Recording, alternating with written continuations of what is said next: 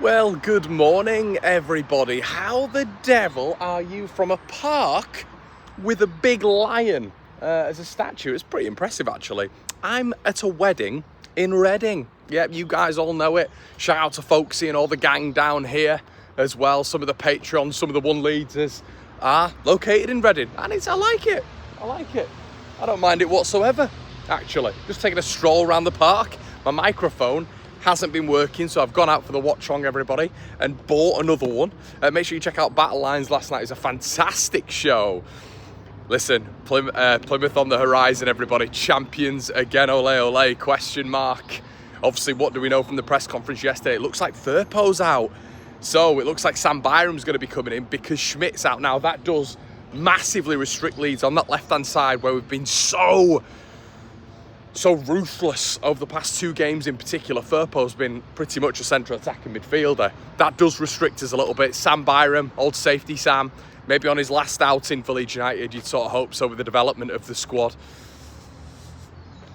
He's going to be coming in, which is going to restrict Leeds on that left-hand side, obviously, because Sam struggles to use his left foot in a forward capacity. So that's something to take into consideration. I don't think it's going to be as fluid. That left-hand side, which is a very, very explosive side for the Whites, is going to be impacted. And just because he's a left-back doesn't mean that those overlaps, those underlaps are going to be sort of, as potent as they are when Junior's there. So that's something to take into consideration, really, when it comes to the Whites. I think it's going to be a little bit more difficult in terms of forward play. But we have more than enough. We should have more than enough. Plymouth, however, have got an excellent home record, at home park with Muslich there. They've beaten some big boys, obviously, very recently, including Sheffield United. And there's only one team that's bucked that trend, and it's Leeds United's rivals going into the weekend for the Championship. Burnley, 5-0 winners down there not long ago. Burnley, 5-0 winners at the weekend. It just shows you how much that has changed, really, in terms of the goal contribution with the first part of the season. Them really struggling to get any sort of form of patterns and once again that word potency in front of goal. Look at this lion. It's a very muscular lion. Shout out to that lion up there. And look at this church. Look at this church here. Very nice. Or an old house. I don't know. Yeah, no, it is a church. There is a bell. So which is what happens when there's a church. We'll make our way up there. But yeah, so I wanted today to talk about Manor Solomon, everybody. I wanted to talk about the pros and the cons of Leeds United signing him. And the reason I'm talking about this today is because there's an article that's been produced by Isaac Johnson, I believe, of Leeds Live, where he's talking to Manor Solomon. It feels like I think it's an exclusive. And Manor basically has spoken about Daniel Farke. He's spoken about it being the best period in his career in terms of actual time off. I think he's got 2 months off because the national team aren't playing.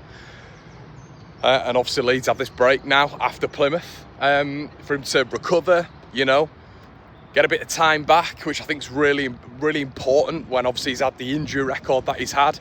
And look here, everybody. Forbury Hill.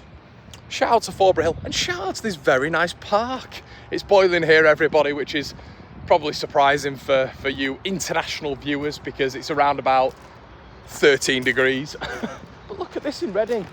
It's ruins, fantastic stuff. But no, so I wanted to talk about the pros and cons after Isaac's article, really. And I wanted to speak about, as I just take a perch, what Leeds should be looking at and why Leeds should be looking at certain things. So for me, when it comes to Manor Solomon, I've been quite in the middle.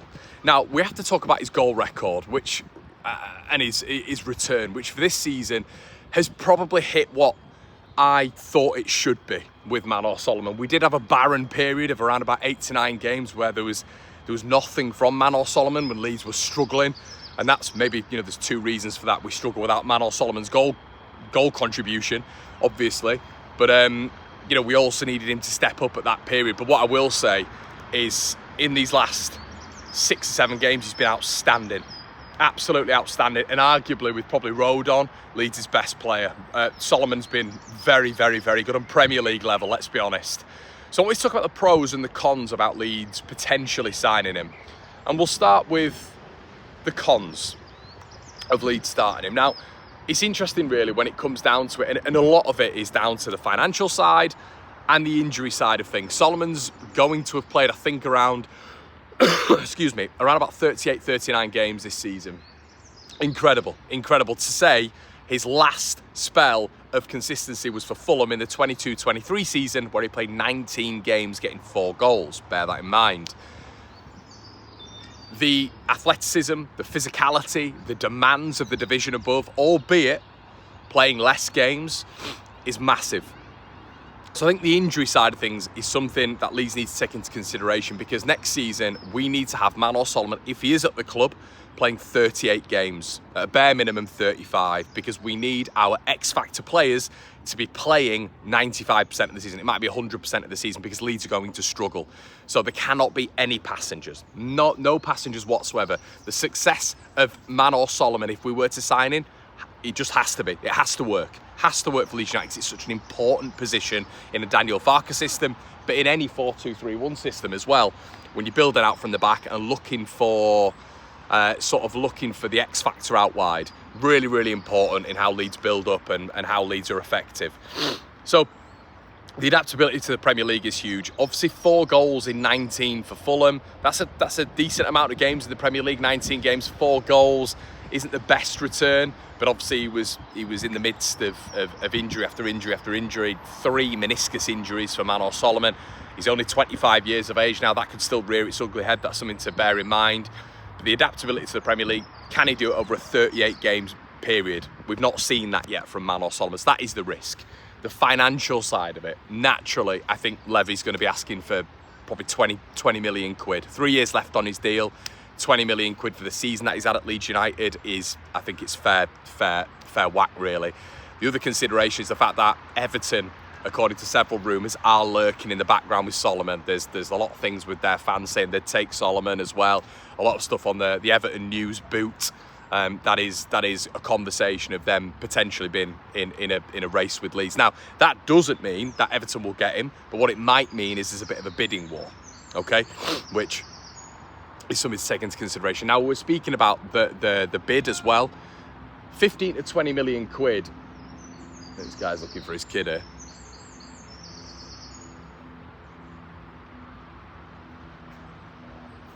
No kids moving.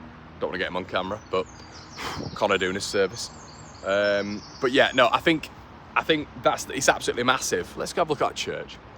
It's absolutely massive that they get it, that Leeds get this right. And obviously, we're speaking about the adaptability. The financial side of it is really big. If Leeds had spent 20 million on Manor Solomon, now I was going to do a bit of a transfer video very soon, but there is one name that I want to stick out there, and it's the man Armand Laurienté. Now, Armand Laurienté is another Rennes product who I've been keeping my eye on this season, and he's absolutely flown in Serie B. Now, the reason why you mentioned him, Connor, it's a random name. The reason I'm mentioning him is because there is value across Europe. If Leeds are to attack and get the scouting network absolutely dead on, someone like Laurienté is absolutely adaptable, in my opinion, to the Premier League. He's gone down with Sassuolo. He's got 24 goal contributions in 31 games, which is staggering, really, when you think about it. And obviously, we've been playing at the second tier with Manor as well this season. He's got 21 goal contributions in 38, 39 games, pending more this weekend. Laurienté is worth about 10 million quid, and you'd be able to snap him up for around about that. So, and the adaptability, being part of the Rennes setup, of which we've been down there before with Rafinha, of course, and they produce a gold mine of players. He's playing at the top flight before, and he will be playing at the top flight next year. Serie A, 100%. Apparently Milan are interested in him, Fiorentina are interested in him, but the price that has been set is apparently 10 million quid. So this is what we're talking about here. There is value across Europe, and that's not to say we shouldn't be going for Manor Solomon, but there are players very, very similar. He occupies off the left, cuts in, he's a right-footed player. There are players like this across Europe. So that is something to take into consideration as well. Now, the pros of Manor Solomon, excuse me, are very high as well. If we keep Daniel Farke, which I think Leeds will and should, if we are to keep Daniel Farke, you've got to think about that adaptability. So Manor Solomon, there doesn't have to be any sort of training in or sort of work to get into Daniel Farke's methods. It's a 4-2-3-1 system. He knows the demands of him. It's very simple. It's a very simple tactical adjustment of which there is nothing of, basically, for Manor Solomon. So that's something to take into consideration. The synergy of him and Leeds' front line, which I think is Leeds' most effective side, is perfect. You know, he works in conjunction with Willie Gnonto. He works in conjunction with Dan James in particular. Those two off either wing very, very, very well. And I think, you know, God forbid, if we're able to get a Liam Delap-esque striker, someone like Manor Solomon would arguably be in, you know, ridiculous numbers right now. And interestingly, the pros is as well, if you keep hold of someone like Largi Ramazani, you've got front depth of which any team, in my opinion, in the bottom half of the Premier League would be jealous of, would be absolutely jealous of. And another pro with Manor is look, there's a negative in a sense of the last time he played Premier League football, it was only 19 matches he played and he got 4 goals, which isn't great. But now he's had 38, he's feeling the best of his career, quote. And we're going into the Premier League, hopefully, or maybe hopefully, with someone like Manor Solomon. So it feels like he's kind of ready right now. That step down to make the step up is an absolutely perfect move on his part. And it feels like Manor absolutely loves the place as well. He said he loves the fans, he loves the club, he loves the manager. But he did say earlier on in his interview with Isaac, which I thought was very interesting, that effectively the manager will be a big factor in his decision. Bear that in mind. What an interesting, I'm paraphrasing there, but that's what he was effectively saying. The manager is going to be a massive point of contention in my decision. So yeah, bear that in mind, because obviously him and Farke have got an excellent relationship. But I do think there are other top-class operators across Europe for better prices, and it depends what Levy's going to be charging Leeds, which we know might be at a premium with 3 years left on his deal. We also know that the adaptability will be seamless, even though it will be Premier League football. Guys, what do you think? Let me know in the comment section below. Leeds, Plymouth tomorrow as well. Let me know your predictions. And just look at this church. Look at this. Beautiful. Abbott's Walk. Shout out to you. Guys, make sure you like, comment, and subscribe. Check out the battle lines from the other day. I'll see you in a bit.